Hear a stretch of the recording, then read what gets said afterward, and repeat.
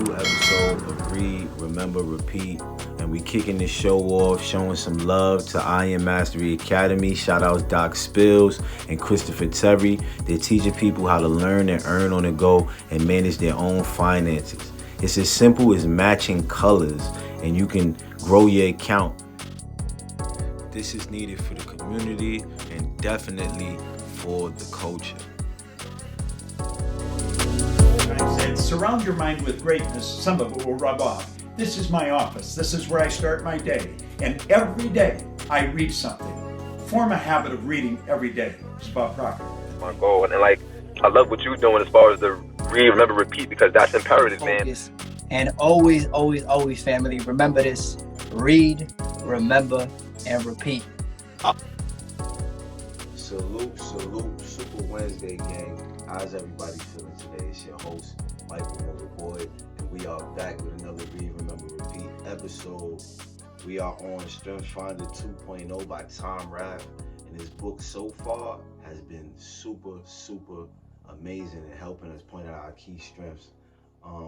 We didn't get 1.0, but we will get 1.0 and read it, and you balance it out, whether you jump to those episodes and jump back to this one, or you could just use this one and then jump into that one. Either way, it's new ideas. It's definitely a strengths finder. So it helps us move forward in our workplace, relationships, things like that. It helps you figure out what type of person you are. But without further ado, let's jump right into this show. Analytical. Your analytical theme challenges other people. Prove it. Show me why what you are claiming is true.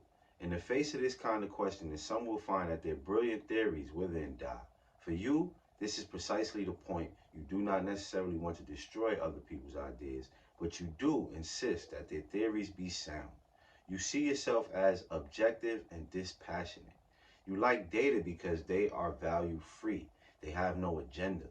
Armed with these data, you search for patterns and connections. You want to understand how certain patterns affect one another. How do they combine? What is their outcome? Does this outcome fit with the theory being offered or the situation being confronted? These are your questions. You peel the layers back until gradually the root cause or causes are revealed.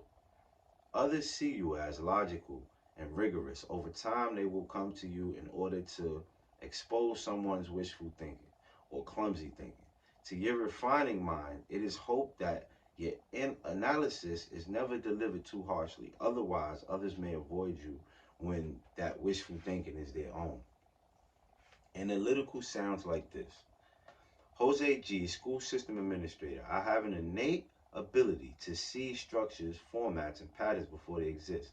For instance, when people are talking about writing a grant proposal, while I'm listening to them, my brain instinctively processes the type of grants that are available and how the discussion fits into the eligibility, right down to the format of how the information can fit on the grant form in a clear and convincing way. Jack T., human resources executive. If I make a claim, I need to know that I can back it up with facts and logical thinking. For example, if someone says that our company is not paying as much as other companies, I always ask, why do you say that? If they say, well, I saw an ad in the paper that offers graduates and mechanical engineers $5,000 more than we are paying, I'll reply by asking, but where are these graduates going to work? Is their salary based on geography? What types of companies are they going for? Are they manufacturing companies like ours? And how many people are in the sample? Is it 3 people? And one of them got a really good deal, thus driving the overall average up. There are many questions I need to ask to ensure that their claim is indeed a fact and not based on one misleading data point. Leslie J., school principal. Many times there are inconsistencies in the performance of the same group of students from one year to the next. It's the same group of kids, but their scores are different year to year. How can this be? Which building are the kids in? How many of the kids have been enrolled in a full academic year? Which teachers were they assigned to, and what teaching styles were used by those teachers? I just love asking questions like these to understand what is truly happening. Ideas for action. 1. Choose work in which you are paid to analyze data Find patterns or organize ideas. For example, you might excel in marketing, financial or medical research, or in database management, editing, or risk management. 2. Whatever your role, identify credible sources on which you can rely. You are at your best when you have well-researched sources of information and numbers to support your logic. For example, determine the most helpful books, websites, or publications that can serve as references. 3. Your mind is constantly working and producing insightful analysis. Are others aware of that? Find the best way of expressing your thoughts.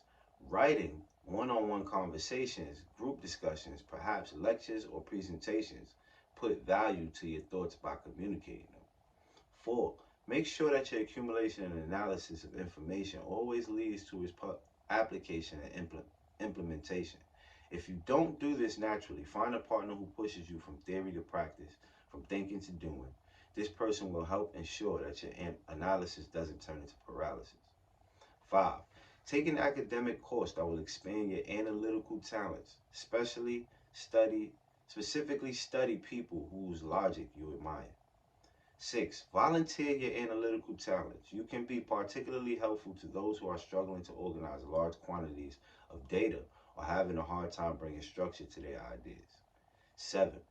Partner with someone with strong activator talents. This person's impatience will move you more quickly through the analytical phase into the action phase. 8. You may remain skeptical until you see solid proof. Your skepticism ensures validity. But others may take it personally. Help others realize that your skepticism is primarily about data, not people. 9.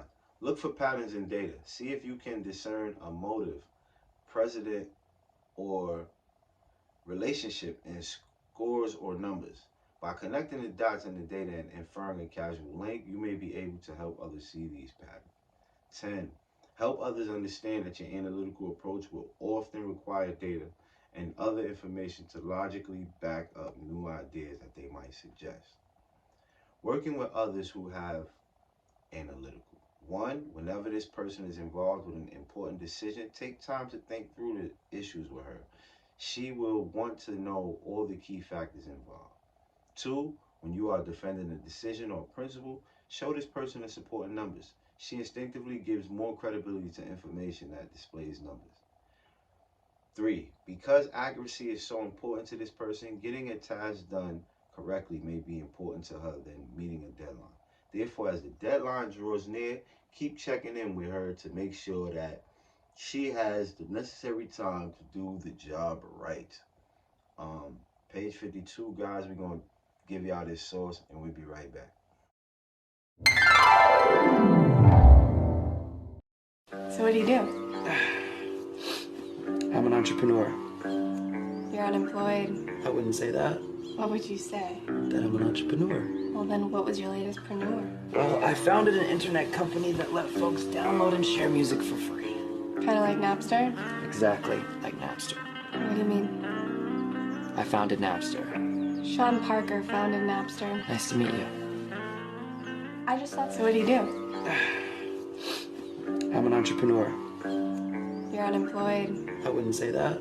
What would you say? That I'm an entrepreneur. Well, then what was your latest preneur? Well, I founded an internet company that let folks download and share music for free. Kind of like Napster? Exactly like Napster. What do you mean? I founded Napster. Sean Parker founded Napster. Nice to meet you. I just slept with Sean. And we are back, family. I don't know about y'all, but I don't think that I'm an analytical person. I don't need all of that information to, but that doesn't mean that's a bad thing. It's just noticing your strengths, you know what I mean? So this one we're going to jump into is called arranger. Arranger. You are a conductor. When faced with a complex situation involving many factors, you enjoy managing all of the variables, aligning and realigning them until you are sure you have arranged them in the most productive configuration possible. In your mind, there is nothing special about what you are doing. You are simply trying to figure out the best way to get things done. But others, lacking esteem, will be in awe of your ability. How can you keep so many things in your head at once? They will ask. How can you stay so flexible, so willing to shelve well-laid plans in favor of some brand new configuration that has just occurred to you. But you cannot imagine behaving in any other way. You are a shining example of effective flexibility, whether you are changing travel schedules at the last minute because a better fare has popped up or mulling over. Just the right combination of people and resources to accomplish a new project. From the mundane to the complex, you are always looking for the perfect configuration. Of course, you are at your best in dynamic situations. Confronted with the unexpected, some complain that plans devised with such care cannot be changed, while others take refuge in the existing rules or procedures. You don't do either. Instead, you jump into the confusion, devising new options, hunting for new paths of least resistance, and figuring out new partnerships because, after all, there might just be a better way. Arranger sounds like this. Sarah P., finance executive. I love really complicated challenges where I have to think on my feet and figure out how all the pieces fit together. Some people look at a situation, see 30 variables, and get hung up with trying to balance all 30. When I look at the same situation, I see about 3 options, and because I see only 3, it's easier for me to make a decision and then put everything into place. Grant D, operations manager.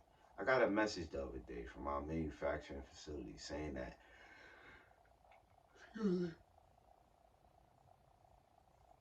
that demand for one. Grant D, operations manager. Let me jump right back into it. I got a message the other day from our manufacturing facility saying that demand for one of our products had greatly exceeded the forecast. I thought about it for a moment and then an idea popped into my head. Ship the product weekly, not monthly. So I said, let's contact our European subsidiaries, ask them what their demand is, tell them the situation we are in, and then ask what their weekly demand is. That way we can meet requirements without building up our inventory. Sure, it'll drive shipping costs up, but that's better than having too much inventory in one place and not enough in another. Jane B, entrepreneur. Sometimes, for instance, when we are all going to a movie or a football game, this arranger theme drives me up the wall. My family and friends come to rely on me. Jane will get tickets. Jane will organize the transportation. Why should I always have to do it? But they just say because you do it well. For us, it would take half an hour. For you, it seems to get done much faster. You just call up the ticket place, order the right tickets, and just like that, it's done. Ideas for action. 1. Learn the goals of your coworkers and friends. Let them know that you are aware of their goals and then help set them up for success. 2. If a team needs to be created, make sure you are involved. You recognize talent, skills, and knowledge in people, and that awareness will help you get the right people in the right spots. 3. You intuitively sense how very different people can work together. Take a close look at groups with divergent personalities and opinions, as they may have the greatest need for your range of talents.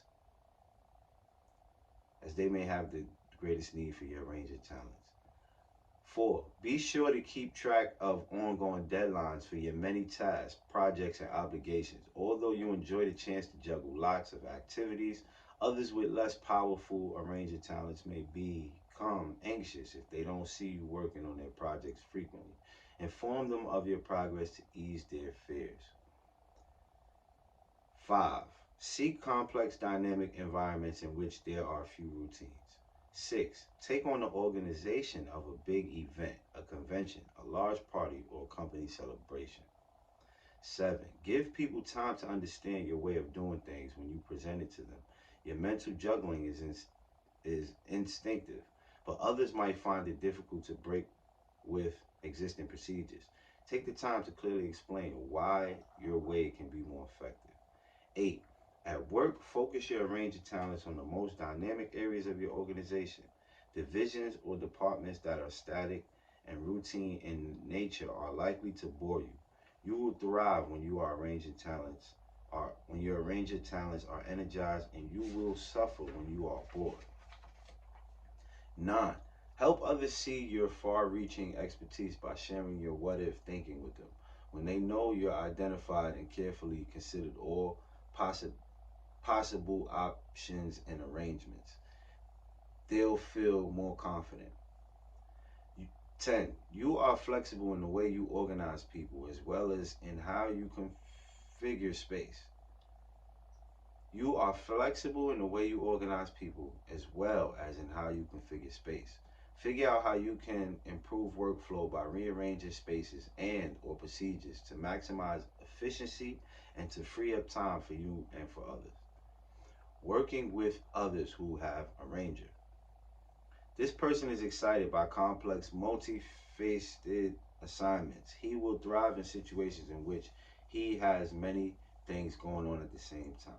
2. When you are launching a project, ask the person for help in the positioning the members of the project team.